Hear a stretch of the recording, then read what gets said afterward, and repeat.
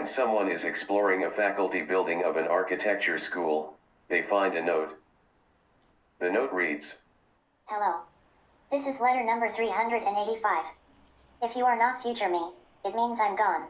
Anyways, now I'm writing to you on the ultra-natural balcony, by a dying cedar. Although the maintenance of a building like this is expensive, it still sounds very ideal to buy it.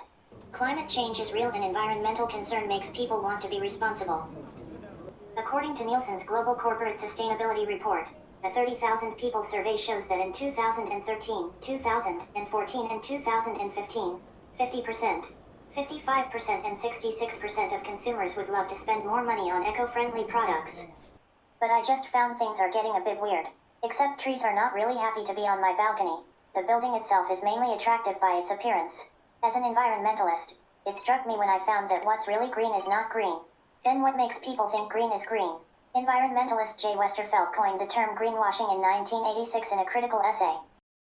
Greenwashing is when a company or organization spends more time and money on marketing themselves as environmentally friendly than on minimizing their environmental impact. It is a deceitful advertising gimmick intended to mislead consumers who prefer to buy goods and services from environmentally conscious brands. And sugarcoating buildings with trees is called greenwashed architecture. Are people only buying nature when they see it? If so, aren't they buying a superficial image of nature, a representation of nature in architecture instead of real nature? Green sounds vivid and healthy.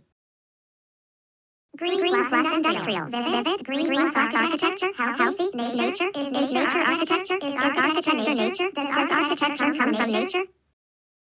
Does architecture serve something culture? Royal or imperial power? Wealth or social status? Does architecture manipulate nature? Those questions continually buzzing in my head. They are like ticks fed on my barren and vulgar flesh. I had to look up to distinct biting fires. Initially, I thought, architecture and nature are homologous. They originated from the same universe, constituted with the same set of elements. Just architecture is younger, human occupation distinct between architecture and some natural objects.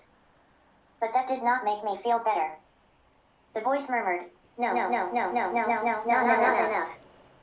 As the voice didn't stop, later on, I thought architecture and nature were getting far away from each other. Then, architecture and nature become so distinct that it generates thousands of analogies to nature. That's very funny, because the harder people try to mimic nature by architecture, the clearer the fact is, they are not the same thing. Like the dying cedar cannot mimic the dying cedar, Michael Jackson cannot mimic himself. The metabolism movement in Japan argued the city is not a stable entity but a growing process. The architectural elements have different life cycles. When a part gets old, it enters the apoptosis process. I love the movement, but look, how natural it sounds. Just like my dying cedar mimicking Michael Jackson. The voice continues, but I don't care what it says anymore. I think architecture and nature are entirely two different things.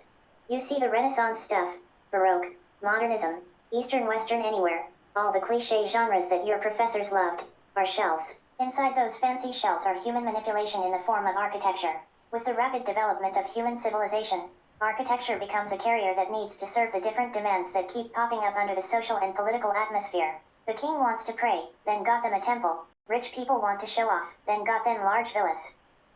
So, I just realize, nature is just another trend of people's desire. The reason is building and construction are responsible for 39% of all carbon emissions in the world. The reason is some people start to worry about the overuse of nature. The reason is people want money and the title green can make money for them due to that anxiety of overuse of nature, so the capital uses this commercialized representation of nature to sugarcoat architecture. That's sad but super funny. When I was a kid, every spring, there were vendors selling colorful chicks. The fact is, usually they are unhealthy ones picked out by the farm and dye their feathers into different colors to sell to children. I didn't believe it. I bought them every year, and they spent days with me and died. Recently, in front of my eyes, those chicks are wandering around the ultra-natural balcony. They are everywhere. The largest one looks like buildings. I had a pain in my chest, and I am crying while writing this, but I want to laugh at the same time. I think I'm going insane. But you tell me, in the time and space you live, the architectural response to nature and to environmental issues is not by abusing the image of nature, but by something in reality.